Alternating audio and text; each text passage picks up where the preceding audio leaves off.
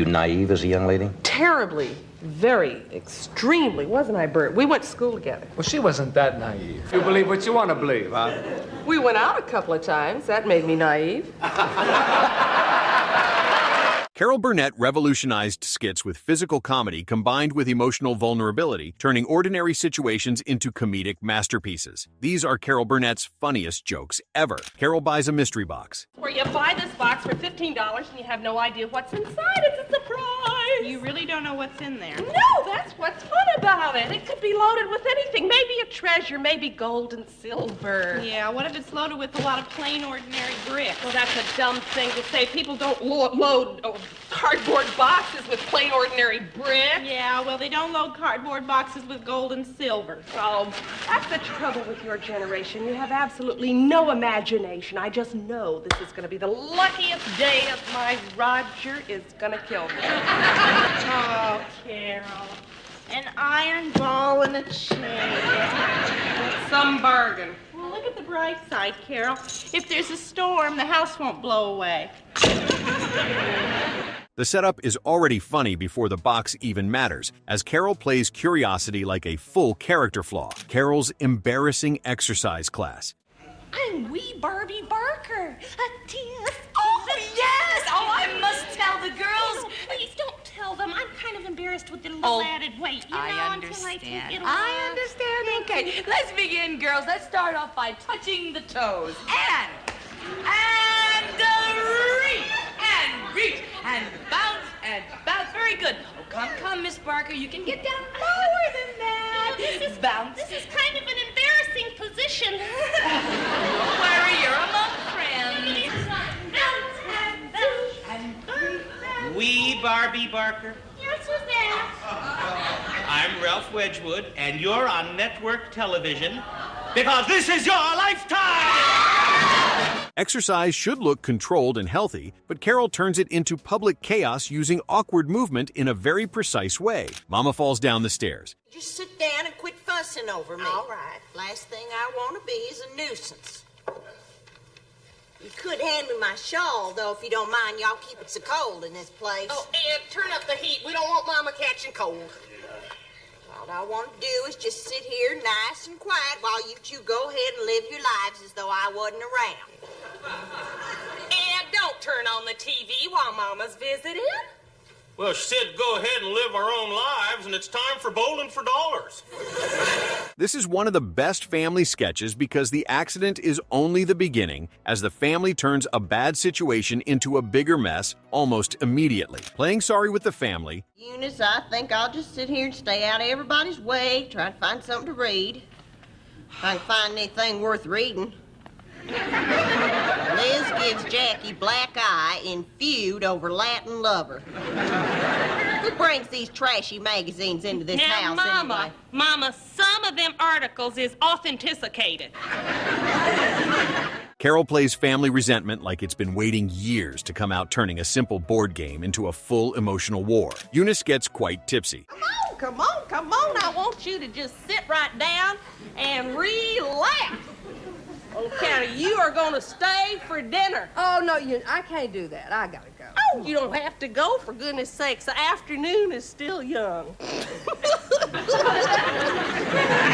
that's kind of cute. I just made that up. The afternoon is still young. I think I'll write that down. Oh, hell, I'll remember it. She lets Eunice get looser and looser without losing the character, never just playing drunk in a broad way, but showing hurt pride and bad judgment all at once. Eunice leaves her husband. I have left Ed forever. Oh, don't be ridiculous, Eunice. You two just had another little fight and you got yourself a little bit more upset than usual, that's all. Oh, no. This time it is for good.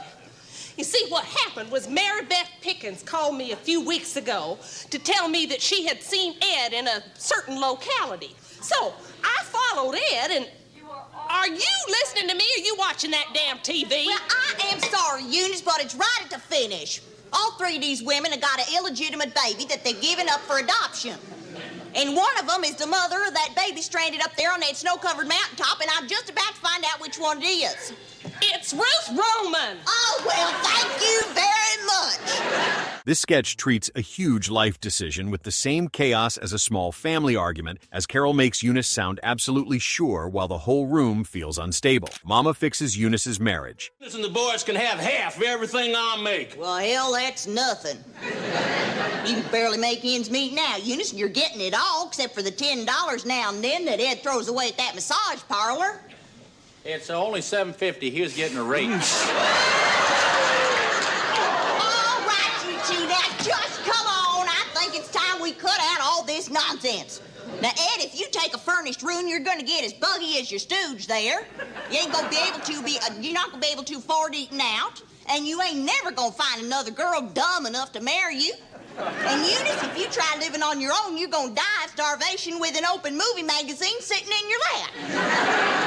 So why the hell don't the two of you go on home and let me watch my TV?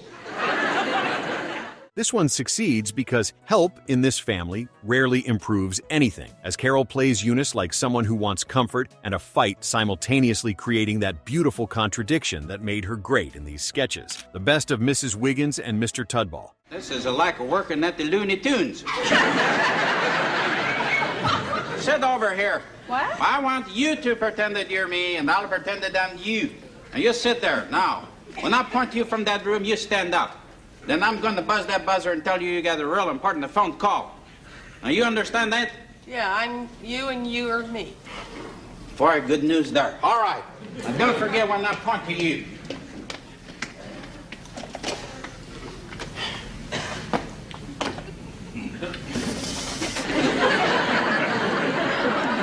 This pairing is one of the funniest things Burnett ever did, because Carol and Conway approach the same scene from completely different angles, creating perfect comedic friction that never stops building. Mrs. Wiggins versus door buzzer.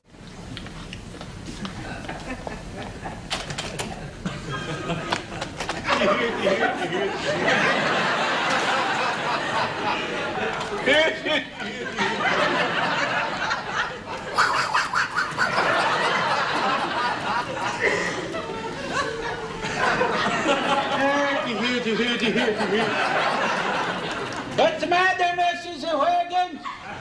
The door is stuck. It's not stuck, it's locked. And it's going to stay locked. Okay.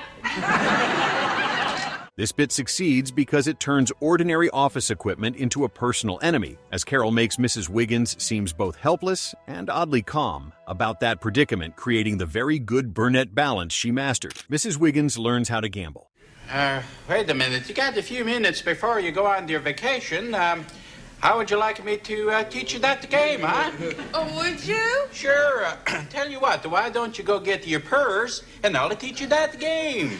Are we gonna play for real money? Well, you might as well learn the hard way right from the start. But I thought your wife got you to promise that you wouldn't gamble anymore. Well, you see, we wouldn't have to tell old Pumpkin about it. Kind of just to work it out here among us. Get your purse. And we'll, Okay. This one works because gambling already invites bad decisions, and Mrs. Wiggins is the perfect person to make them, as Carol plays innocent in a way that becomes genuinely dangerous to everyone around her. This Fireside girl earns her Blackmail badge. Would you care to contribute something? Not right now, kid. Are you sure, sir? Please don't shake the candle, drunk. Yes, sir, but I've collected from every single person in this entire building except you. Please don't shake it. The noise bothers me. I don't feel very well. Oh, gee, I'm sorry to hear that, sir. What's the matter? Well, I got a cold. A cold! Oh, that must feel terrible. Oh, a cold. On top of that hangover. This title alone tells you the sketch is heading somewhere wonderfully wrong, as Carol excelled at taking wholesome setups and poisoning them with one sharp, brilliant twist that changes everything. A visit from the handsome decorator. You have a lovely house, Mrs. Bradford. Oh, well, thank you very much. Have you lived here long? Well, no, we haven't. We used to live over on Maple Drive. We've only been here a few weeks. I see.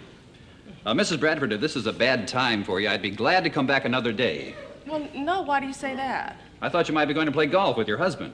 Husband? What husband? This one succeeds because the premise invites flirting, vanity, and embarrassment all at once, giving Carol the perfect comedic mix to explore through physical and verbal comedy. She makes attraction look awkward instead of glamorous, keeping the sketch grounded in relatable comedy as the scene improves when everyone tries to act more normal than they actually are, revealing their desperation. The murderer always rings twice. Can't do it. I just can't do it. You gotta shoot him! I can't. I tell you, I just can't do it. Listen, if my cupcake says shoot, shoot. Oh, with a mind like yours, you'd have made a swell vice president. If you can't do it, I'll do it. Give me the gun. No. Give it to me.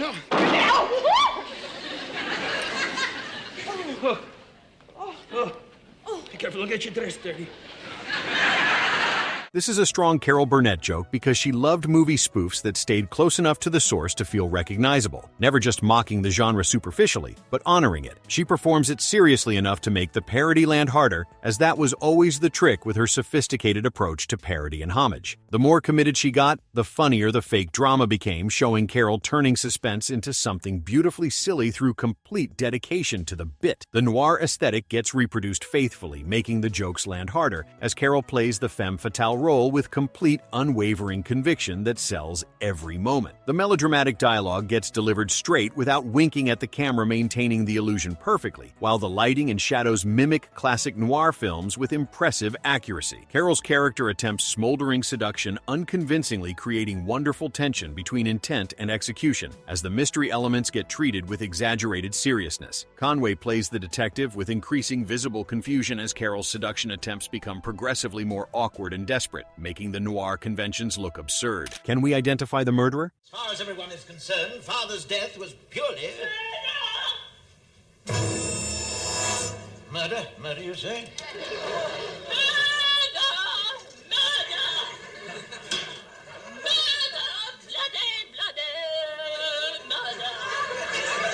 This one succeeds because mystery stories already ask viewers to overthink every clue, allowing Carol to build comic confusion instead of real suspense through misdirection. She knew how to look deeply involved while also making the whole setup wobble, giving the sketch a nice off-balance feel throughout that keeps audiences guessing. The laughs come from how seriously the characters treat something that keeps getting progressively dumber, as Carol was always masterful at that kind of controlled overreaction that looks genuine. The detective work becomes increasingly incompetent as Carol's character confidently pursues obviously wrong leads with absolute conviction that never wavers despite evidence. The clues make no logical sense but get treated as brilliant revelations, while other characters point out obvious solutions that get ignored completely in favor of complex theories. Carol maintains the detective's arrogant certainty despite mounting evidence of total incompetence, as the murder victim keeps appearing in flashbacks contradicting the entire investigation. Carol's deductive reasoning follows bizarre logic that sounds convincing in the moment, while the suspects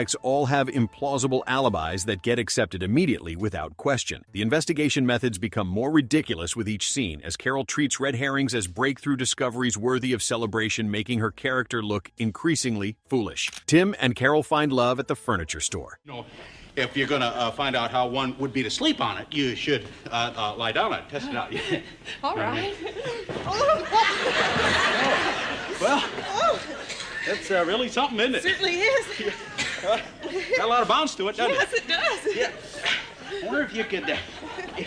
wow. You even stand... Hey, look. I'm doing it. Doing what? Walking on water.